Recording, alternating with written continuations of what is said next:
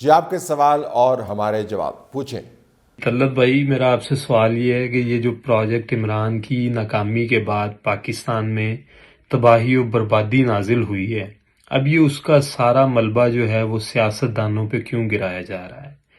پچھلے ہفتے کچھ ویلاگز دیکھنے کا اتفاق ہوا، سلیم صافی صاحب کے ویلاگز دیکھے، انصار عباسی صاحب کے دیکھے، کچھ اور دوستوں کے دیکھے، کچھ وہ چودھری صاحب کے کالم بھی پڑھے، تو وہ تو ایک ہی بات پہ بزید ہیں کہ یہ جی جو کیا کرایا ہے، جو کیا دھرا ہے، یہ سب سیاست دانوں کا ہے۔ اگر اس ملک میں معاشی عدم استحکام ہے تو وہ سیاست دانوں کی وجہ سے ہے کہ وہ ناکام ہے۔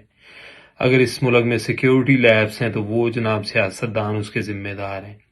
تو لیکن وہ جو کھیل رچانے والے ہیں، جنہوں نے 10 سالہ منصوبہ رچایا، جن کا پروجیکٹ عمران بیچ راستے میں ناکام ہوا اور اب وہ ایک دوسرے کے ساتھ دستوں گریبان ہیں، ان پہ ذمہ داری کیوں نہیں ڈالی جاتی؟ ان کو کٹہرے میں کیوں نہیں کھڑا کیا جاتا؟ کٹہرے کا تو مجھے پتہ نہیں جی کہ کس نے کھڑا ہونا ہے اور کون کس کو کھڑا کر پائے گا، لیکن میں آپ کو یہ بتا دوں کہ یہ تصور کہ عمران خان از خود سے اس ملک میں آ گیا، 2018 کے انتخابات از خود سے وہی نتائج پیدا کر دیے جو انہوں نے کیے، آر ٹی ایس از خود بیٹھ گیا، جی ڈی اے از خود بن گئی، باپ از خود بن گئی، عمران خان کو 4.25 سال از خود تحفظ حاصل رہا، یہ غلط تاثر ہے۔ یہ پروجیکٹ جنرل باجوہ نے بنایا نہیں، یہ بنایا جنرل راحیل شریف کے دور میں تھا اور اس سے پہلے سے چل رہا تھا، جنرل پاشا کے دور سے، اور اس کے بعد ایگزیکیوٹ جنرل باجوہ نے کیا اور نتائج آپ کے سامنے ہیں۔ تو بالکل کلی طور پر ذمہ داری اگر آپ سیاستدانوں کے ڈور پہ فکس کریں گے تو تاریخی طور پر ہی غلط ہے۔ عقل تو خیر اس کو مانتی نہیں ہے، تاریخی طور پر بھی غلط ہے۔ اب سیاستدانوں کا بلیم کہاں سے شروع ہوتا ہے؟ وہ یہ ہے کہ خواجہ آصف نے مثلا میرے پروگرام کے اندر بتایا تھا، جب میں نے ان سے پوچھا کہ آپ کو کیا پڑی تھی یہ ملبہ اٹھانے کی، انہوں نے کہا جی بالکل ہمارا خیال غلط ثابت ہوا، ہمیں اس وقت انتخابات میں فوراً چلے جانا چاہیے تھا جب عمران خان اسمبلی کے اندر سے نکالے گئے بذریعہ نو کانفیڈنس موو کے۔ تو عمران خان جب نکالے گئے اور آپ کو پتہ تھا کہ آنے والے حالات کیا ہیں، تو آپ نے ملبہ اٹھایا کیوں؟ تو یہاں پر آپ ان کو مورد الزام ٹھہرا سکتے ہیں۔ نظام کو اپنے ہی جو نقصانات ہیں اس کی زد میں آنے دینا چاہیے تھا اور وہ تتر بتر ہو جاتا۔ آپ نے نقصانات کی زد میں آپ اپنے آپ کو خود لے آئے اور اب ہر کوئی آپ کو مورد الزام ٹھہرا رہا ہے۔ اس وجہ سے زیادہ ٹھہرایا جاتا ہے کہ اس وقت وہ ویزیبل پاور کے اندر ہے، لیکن جو انویزیبل پاور میں قوتیں رہی ہیں، جنرل باجوہ کی مثال آپ لے لیں، جنرل فیض کی مثال لے لیں، کون سی چیز چھپی ہے اس ملک کے اندر؟ خام وایا بٹھنڈا باتیں کرتے رہتے ہیں، استعارے استعمال کرتے رہتے ہیں، وہ نادیدہ قوتوں کا ذکر کرتے رہتے ہیں۔ آپ کو سیدھی بات کرنی چاہیے۔ جب یہ لوگ بیٹھ کے صحافیوں کی میٹنگز میں بتا رہے تھے کہ ہم نے کیا کرنا ہے، تو یہ کوئی نقاب پوش لوگ تو نہیں تھے، یہ تو خود آفیشیل پوزیشنز میں ہوتے ہوئے بتا رہے تھے نا، تو اس میں ہم کوئی نئی بات تو رپورٹ نہیں کر رہے۔ تو بالکل میں آپ سے اتفاق کرتا ہوں، یہ سانجا پروجیکٹ انہوں نے کرنے کی کوشش کی تھی، وہ کولیپس کر گیا، اسٹیبلشمنٹ کی ذمہ داری بنتی ہے۔ اب جو لوگ چلے گئے ان کو اب ان کی اکاؤنٹیبلٹی کیسے ہوگی، دیٹ آئی ڈونٹ نو جی، وہ آپ کو بہتر پتہ ہے ملک کے حالات کس قسم کے ہیں۔ لیکن اگر تاریخی حقائق سے کوئی نظریں چرانا چاہے تو یہ اس کی اپنی اسیسمنٹ ہے، میں کسی کے ویوز کے اوپر کمنٹ نہیں کرنا چاہتا، لیکن میرا جو ٹیک ہے اس کے اوپر بڑا واضح ہے۔ اگر مجھ سے آپ پوچھیں کہ اس تمام فہرست میں کن دو لوگوں کو آپ مورد الزام ٹھہرائیں گے، تو میں کہوں گا کہ one was general Bajwa, the other is Imran Khan, کیونکہ عمران خان کو پتہ تھا کہ جنرل باجوہ کے ساتھ مل کے وہ کیا کام کر رہے ہیں، اور دونوں اگر ایک دوسرے کو کہتے ہیں جی کہ میں نہیں سی پتا تو میں چنگا سی تو وہ مندہ ہے سی، بات ایسے نہیں ہے۔ السلام علیکم طلعت بھائی، کاشف بات کر رہا ہوں گلاسگو اسکاٹ لینڈ سے۔ مجھے آپ سے کویشچن کرنا ہے، آئی تھنک کہ ایسا ہوگا تو نہیں، پاسبل تو نہیں ہے، لیکن جسٹ ہم امیجن کر لیتے ہیں اگر آپ کو جو ہے وہ کبھی موقع ملے، ہمارے جو بڑے عظیم سیاستدان ہیں جناب عمران خان صاحب، ان کا انٹرویو کرنے کا، اور بڑا آپ کو فیئر اپرچونٹی ملے کہ آپ ان سے جو ہے نا وہ اوپنلی اور انڈیپینڈنٹلی کویشچن کر سکتے ہیں، اور 1 گھنٹے کا وہ انٹرویو وہ منیمم جو ہے، تو کون سے 5 کویشچن جو ہے وہ آپ ان سے جو ہے وہ پوچھنا چاہیں گے؟ تو پلیز اگر آپ مائنڈ نہ کریں تو اس کا جو ہے نا ضرور جواب دیجیے گا۔ Thank you G. Mouth watering सवाल आपने किए। मैं आपको ये नहीं बता सकता कि मैं 5 सवाल क्या करूंगा, क्योंकि मैंने इंटरव्यू की तैयारी में बहुत गहरी करता हूं, और मैं सवाल जो है उनकी बाकायदा एक बुनत होती है, उनके अंदर एक बाकायदा डिज़ाइन होता है, एडिटोरियल डिज़ाइन होता है, उसके अंदर हम एक सवाल को दूसरे सवाल के साथ इंडिपेंडेंट नहीं रखते और जोड़ते हैं। एक बाकायदा ताना बाना होता है इंटरव्यू का। वो ताना बाना मैंने अगर आपको बता दिया तो अगर इम्कानात की कायनात में अगरचे ज़रा बराबर भी इसकी उम्मीद नहीं है, अगर कभी ये इंटरव्यू मिल गया तो इमरान खान के पास वो ताना बाना मौजूद होगा। नंबर 1, मैंने अभी बनाया नहीं है ताना बाना। नंबर 2, अगर बनाया भी होता तो मैं आपको ना इस वक्त बताता। ये मैं आपको बता सकता हूँ कि मैं क्या चाहूँगा कि इंटरव्यू किस माहौल में हो, और मैं आपके इस टेम्पटिंग सवाल को मज़ीद टेम्पटिंग बना रहा हूँ इमरान खान के लिए और उनके मीडिया पर्सनस के लिए। वो इंटरव्यू क्यों दें? मैं ये चाहूँगा कि ये इंटरव्यू जो है कम से कम 8 कैमरों की मौजूदगी में हो।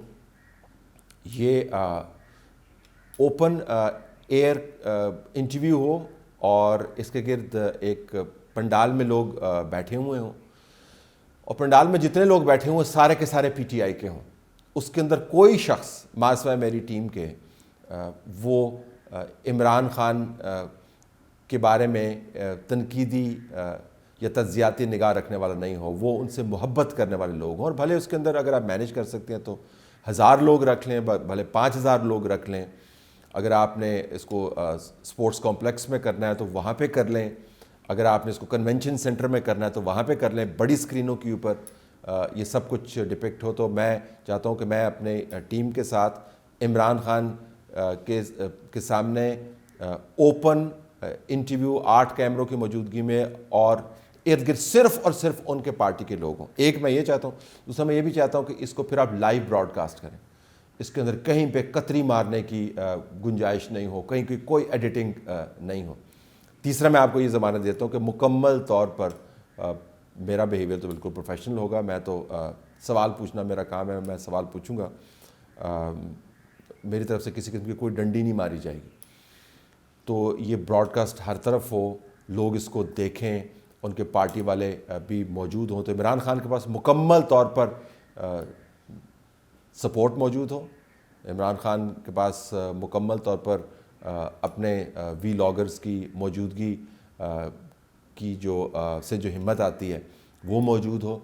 वो अपने पेज के ऊपर भी इसको लाइव करें, तो फिर माहौल बनेगा। देखिए, अब इससे ज़्यादा टेम्पटिंग तो मैं इसको बना नहीं सकता कि इमरान खान को मैं कह रहा हूँ कि मैं उनके घर में आके, यानी घर सम्राजी के जिनके चाहने वाले हैं और उनके सामने लाइव इंटरव्यू करना चाहता हूँ। 1 घंटा कम पड़ जाएगा, 1 घंटा कम पड़ जाएगा।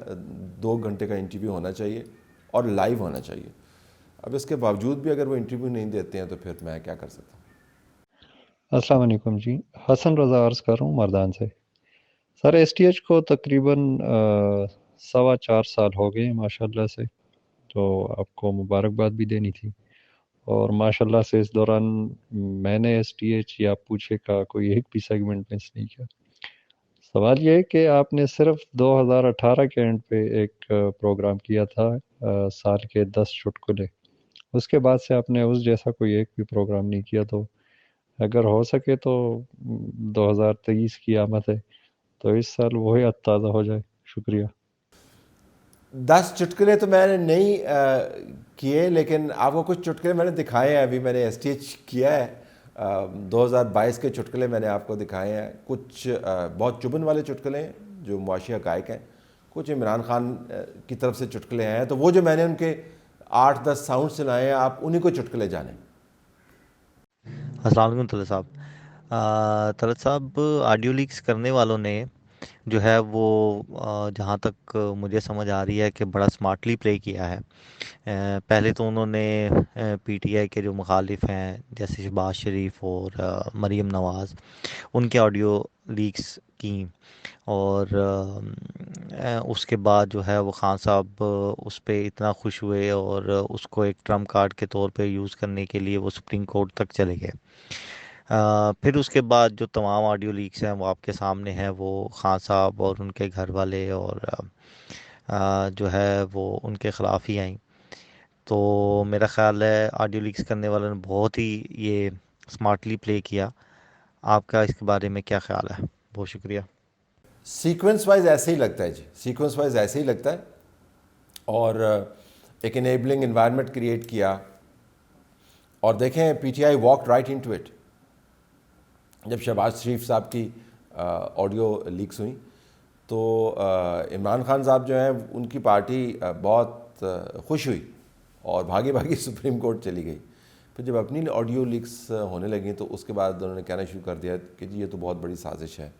سو ان اے وے ایک تضاد کا موقع فراہم کیا گیا اور وہ موقع انہوں نے استعمال کیا اور خود بہت متنازع ہوئے. تو میں آپ سے ایگری کرتا ہوں، بہت اسمارٹلی کھیلیں. ہیلو السلام علیکم، میرا نام فیصل عزیز ہے. میرا سوال یہ ہے گا کہ ایک عام پاکستانی اگر چھوٹا سا بھی قانون توڑ دے تو اس کو پولیس پکڑ لیتی ہے، اس کو سارے قانون اس پہ لاگو ہوتے ہیں. لیکن عمران پروجیکٹ میں جو لوگ شامل تھے، قمر باجوہ، جنرل فیض، جسٹس ثاقب نثار، انہوں نے اپنی مرضی سے جو چاہا وہ کرا اور جو چاہا انہوں نے آرام سے، کوئی خوف نہیں، کچھ بھی نہیں. بس موڈ ہوا یہ چینج کر دیا، اس کو لیگل کر دیا، اس کو اللیگل کر دیا. اب یہ باتیں کھل کے سامنے آ رہی ہیں. تو کیا اس ملک میں کوئی ان کا احتساب کرے گا ان لوگوں کا؟ آئی ڈونٹ نو جی. میں نے پہلے اس سوال کے جواب میں کہا کہ احتساب ہوگا یا نہیں ہوگا. ان کا احتساب ہونا چاہیے یا نہیں ہونا چاہیے، قانونی ڈیبیٹ ہے. جو تاریخ کے اندر جس طریقے سے ان کے کام اعمال ڈاکومنٹ ہوئے ہیں اس کے مطابق تو کیس ان کے خلاف بڑا تگڑا ہے، تاریخی کیس. کیا وہ آئینی قانونی کیس میں کبھی کنورٹ ہوگا؟ I don't know. آپ کو پتہ ہے کہ ان حالات میں فور کاسٹ نہیں کر سکتا. مجھے نہیں پتا کہ ہوگا یا نہیں ہوگا. اگر آپ مجھ سے گٹ فیلنگ پوچھیں تو موسٹ لائکلی نہیں ہوگا. کیا انہوں نے یہ تمام کام کیے؟ وہ خود اپنے منہ سے مان رہے ہیں کہ انہوں نے کام کیے، خود اپنے منہ سے مان رہے ہیں کہ ہم نے کہاں پر مدد کی. مدد کیا ہوتی ہوئی؟ مطلب یہ کوئی یہ چیریٹی شو ہے پاکستان کے اندر، پولیٹیکل چیریٹی شو ہے کہ آپ کو یکدم خیال آیا کہ میرے دل میں محبت ہے اس شخص کے لیے، تو چلیں میں قومی خزانے کا رخ جو ہے اس شخص کی طرف موڑ دیتا ہوں. کوئی آئین اور قانون ہے جس کے تحت ثاقب نثار جیسے لوگ جو ہیں، کبھی آپ ڈیم فنڈ بنا رہے ہیں، کبھی آپ صادق اور امین کی ڈگریاں جاری کر رہے ہیں، کبھی آپ بندوں کو فارغ کر رہے ہیں. طوفان بدتمیزی مچایا ہوا تھا نا، تو تمام ملک کے اندر طوفان بدتمیزی بچ گیا نا. تو پھر اگر آپ کے سامنے ملک کے اندر طوفان بدتمیزی مچانا کوئی بہت بڑا جرم نہیں ہے تو پھر ملک کے اندر طوفان بدتمیزی ہمیشہ بچتا رہے گا. جو ایک شہری کے دل میں یہ سوال اٹھ رہا ہے، آپ اس کو یہ اکھاڑ کے نہیں پھینک سکتے. اس میڈیا کے دور کے اندر آپ پلیٹ فارمز بند کر سکتے ہیں، تھنکنگ بند نہیں کر سکتے. اور ایویڈنس تو پھر بوریاں بھر بھر کے سامنے آ رہے ہیں.